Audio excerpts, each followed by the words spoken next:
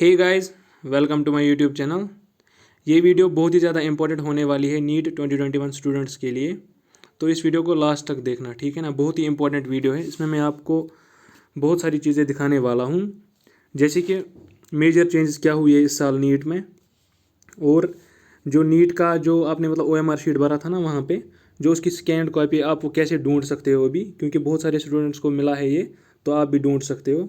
उसकी प्रोसेस समझाऊंगा कि कैसे आप देख सकते हो। और हाँ, ये यहाँ पे ध्यान रखना, जो आप ये रेस्पॉन्स शीट देखोगे ना, जितने मार्क्स आपको इस पे आएंगे ना, उतने ही मार्क्स आपको एक्चुअल में भी होंगे, ठीक है ना। तो ये आपको याद रखना है। और नीट रिज़ल्ट कब आएगा ये आप पता भी लगा सकते हो यहाँ से आराम से। तो चलिए वीडियो को स्टार्ट करते हैं।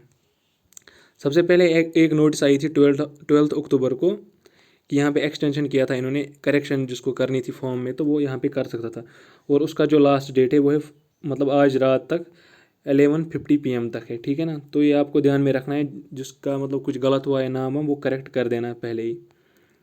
और इसमें आप क्या क्या करेक्ट कर सकते हो: जेंडर, नेशनलिटी, ईमेल एड्रेस यहाँ पे ध्यान रखने वाली बात है। ईमेल एड्रेस आप अपना ही देना, ठीक है ना, जिसपे आपको मैसेज आएगी। क्योंकि इस बार शायद NTA जो स्कोर कार्ड है आपका, जो रिजल्ट है, वो शायद इसी पे सेंड कर देगा, क्योंकि इन्होंने ऐसा लिखा है यहाँ पे। और क्या करना है, कैटेगरी ठीक कर सकते हो, सब कैटेगरी। और रेस्पॉन्स शीट भी इसी पे आपको मिलेगा, ईमेल एड्रेस पे ही, ठीक है ना। इन्होंने लिखा था कि लास्ट एंड फाइनल अपॉर्चुनिटी है जिसको करेक्ट करना है। तो यहाँ पे एक चीज़ इन्होंने लिखा है कि the candidates are strongly advise to check, cross check and verify their registered email address. इन्होंने इस टाइम पे ईमेल एड्रेस पे ज़्यादा जोर दिया है, ठीक है ना। आपको ये समझना चाहिए, इसीलिए अपनी जो आपकी ठीक ईमेल है ना, वही देना यहाँ पे। इन्होंने ये भी लिखा है, email address only as NTA will be sending the scanned copy of OMR answer sheet and score card to the registered email. जो मैं बोल रहा था कि शायद इस बार सिर्फ ईमेल पे ही भेजेंगे क्या, जो इनका जो आपकी जो OMR शीट था ना, जो आपने भरा था, उसकी एक स्कैनड कॉपी और स्कोर कार्ड, जो आपका नीट का स्कोर होगा, ठीक है, जिसपे आपकी रैंक वैंक लिखी हुई होती है।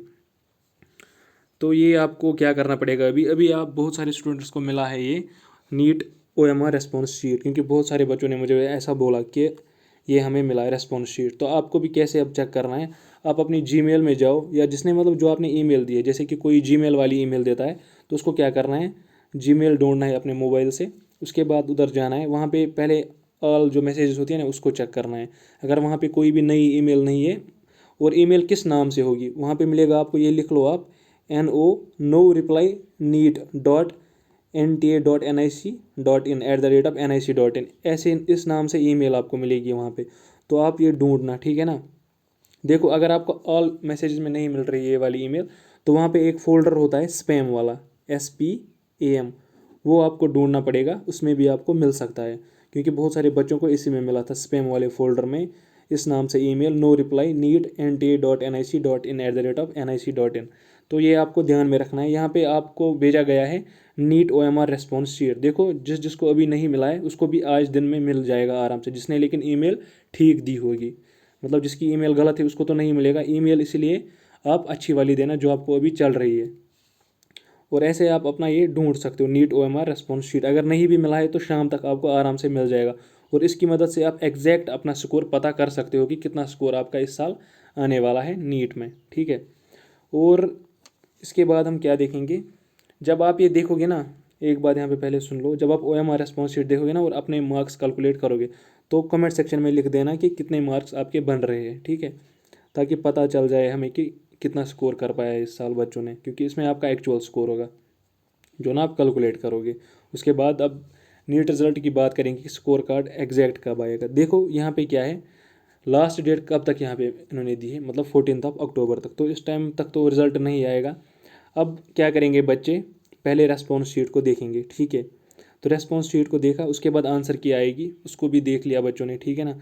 तो उसके साथ मिलाया। अगर आप किसी को डाउट होगा कि इन्होंने आंसर की में इसका गलत दिया है, तो उसके लिए भी कुछ दिन तो वो दे ही देते हैं, 1-2 दिन NTA वाले दे देते हैं। तो इसका मतलब फ़िलहाल 2 दिन आप जो देखोगे ना, जो मतलब 15 एंड 16 वाला डे है, इस टाइम पे तो रिज़ल्ट आने के चांसेस बहुत बहुत कम है। इसका मतलब आपका रिज़ल्ट जो आने वाला है, मोस्ट प्रोबेबली वो कब आएगा, 17 को आएगा, ठीक है ना। 17 to 19 के बीच में आपका रिजल्ट डेफिनेटली आ जाएगा। अब इन्होंने इस टाइम पे पता नहीं क्यों लेट किया, कोविड की वजह से किया या क्या किया, लेकिन लेट हुआ है इस टाइम पे, ठीक है। तो ये 2-3 चीज़ें थी यहाँ पे। आपका रिजल्ट कब आने वाला है, 17 to 19 डेट तक, इसी मंथ में। और आप और एक इन्फॉर्मेशन जो कि बहुत ही इंपॉर्टेंट है आपके साथ शेयर करना, वो मैं आपको यहाँ पे दिखाऊंगा, जो कि न्यूज़पेपर में आया था। देखो देखो यहाँ पे अगर अब किसी को डिफ़िकल्टी आ रही है ना कुछ भी करेक्शन के लिए, मतलब करेक्शन नहीं कर पा रहा है अच्छे से बच्चा, तो उसको क्या करना है, एनटीए वालों से कांटेक्ट करना है, या ये उनका नंबर है और ये उनकी ईमेल है। अब ये हेल्प करेंगे आपके अच्छे से। तो ये वाली इन्फॉर्मेशन वो थी कि मेजर चेंजेस क्या आई है इस साल से मेडिकल कॉलेज एडमिशन रूल्स में। सबसे पहले यहाँ पे चलते हैं। एनटीए ने चेंज किया है टाई ब्रेकर पॉलिसी को, जैसे कि रैंक जब टाई होती थी, अभी मैं आपको समझाऊंगा क्या होता है, और reservation rule for SC ST OBC and EWS category के लिए थोड़ी सी चेंज की इन्होंने। तो गवर्नमेंट ने इस साल से अप्रूव किया है कि वो रिजर्वेशन दे रही है 27% सीट्स ओबीसी को और 10% ईडब्ल्यूएस स्टूडेंट्स को, और वो जो एग्जिस्टिंग था वो तो वैसा ही है। लेकिन ये किस में दिया है इन्होंने ये वाली रिजर्वेशन, उसमें तो स्टेट में तो पहले ऑलरेडी थी, लेकिन जो ऑल इंडिया कोटा है ना, उसमें भी अब इनको रिजर्वेशन मिली है पहली बार। ओबीसी को 27% रिजर्वेशन और 10% ईडब्ल्यूएस वालों को। कुछ बच्चों को तो पता होगी, लेकिन सारे लोग मत होते अब ऐसे जिनको पता होता है। तो ये वाली चीज़ ये हो गई, ये इंपॉर्टेंट है, मोस्ट इंपॉर्टेंट यहाँ पे ये न्यूज़ है कि यहाँ इस साल से रैंक कैलकुलेशन क्राइटेरिया चेंज किया है एनटीए ने, ठीक है ना। पहले क्या करते थे कि ये पहले क्या करते थे, मतलब रैंक कैसे डिसाइड होती थी, जैसे किसी के मार्क्स आ रहे हैं, किसी के 600 और दूसरे बच्चे के भी 600 मार्क्स आ रहे हैं, और जबकि एक की रैंक कम होती है दूसरे की ज़्यादा होती है ना। ये आपको पता है कि किस बेस पे होता था पहले, मैं भी आपको यहाँ पे दिखाऊंगा। अब यहाँ पे मसला होगा ना, 600 दो बच्चों के मार्क्स है, हम मान लेते हैं एक ही सीट है लेकिन एमबीबीएस के लिए, और बच्चे कितने हैं, दो बच्चे ऐसे हैं जिनके मार्क्स 600 और 600 है। तो अब इन दोनों में से सीट किसको मिलेगी, सीट उसको मिलेगी जिसकी रैंक इसमें से कम होगी।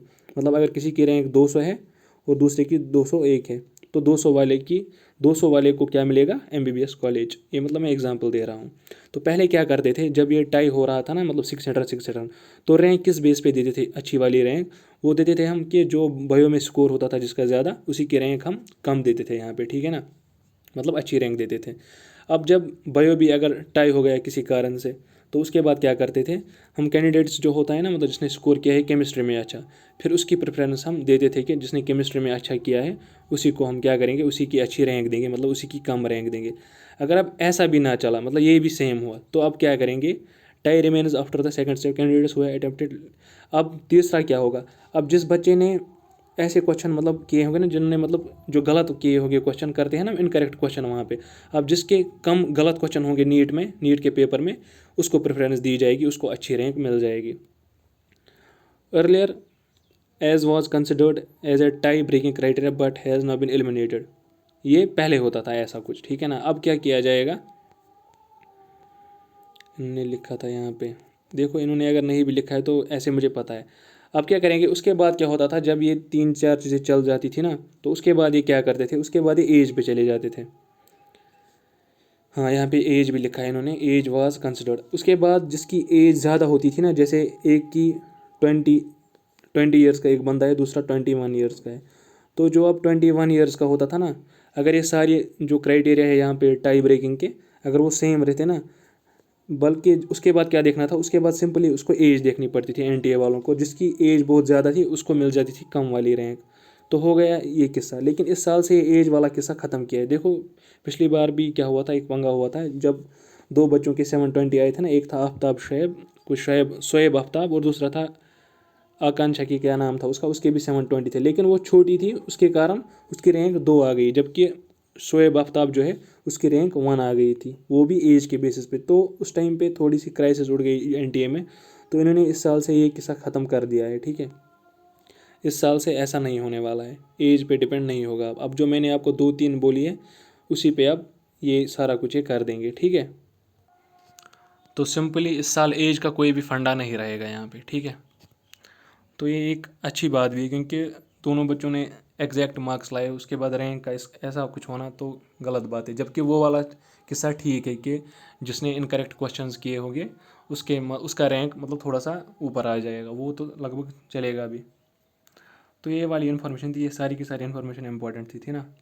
तो इसके बाद हम क्या देखेंगे, रिजल्ट आएगा, उसके बाद हम काउंसलिंग देखेंगे, काउंसलिंग प्रोसेस देखेंगे कि कैसे करनी होती है काउंसलिंग, सारा कुछ हम यहाँ पे देखेंगे इसी चैनल पे, ठीक है ना। तो चैनल को सब्सक्राइब करके रखो और इस वीडियो को लाइक करो और कमेंट करो अगर किसी को कोई प्रॉब्लम आ रही है अभी इस पे, मतलब ना जो करेक्शन विंडो है इस पर अगर प्रॉब्लम आ रही है तो एनटीए के साथ कांटेक्ट करो, अभी ये सारा कुछ ठीक कर दो, ठीक है, क्योंकि बाद में नहीं होने वाला ठीक। और ईमेल एड्रेस अपनी अच्छी वाली डाल देना, ठीक है ना, मतलब शाम तक आपको मिल जाएगा आपका रेस्पॉन्स शीट। Thank you.